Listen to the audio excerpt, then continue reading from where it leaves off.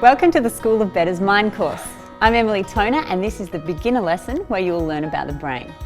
Let's begin with the top 10 things you need to know about your brain. Your brain consists of billions of special cells called neurons that talk to each other via connections known as neural pathways. The neural pathways in your brain keep changing and growing your whole life depending on your environment and how you use your brain. This is known as neuroplasticity. If you spend your time worrying, the worry pathways of your brain get stronger and stronger and easier to trigger. Alternatively, the more you focus on the present, the stronger these pathways become and the easier it becomes to remain present.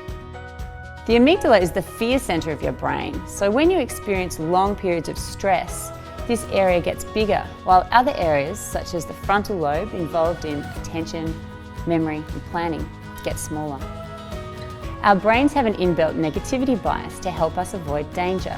So this means that we're more likely to remember and anticipate negative events occurring than positive ones.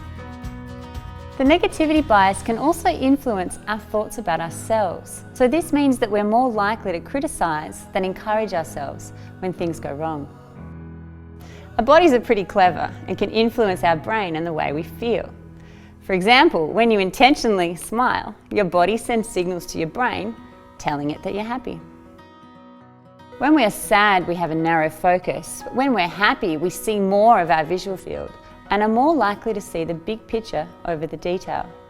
So the experience of positive emotion literally opens our mind. However, positive emotions don't always last. Shortly after a positive event happens, like buying a car or going on holiday, your brain tends to quickly return to its baseline level of happiness. This is known as hedonic adaptation. Our brain processes social pain, like feeling rejected, exactly the same way it treats physical pain, such as having a broken leg. This means that social connection is just as important to our brain as physical survival. Thanks for joining me for the top 10 things you need to know about your brain. Enjoy the rest of this lesson, and I'll see you again to learn about mindfulness.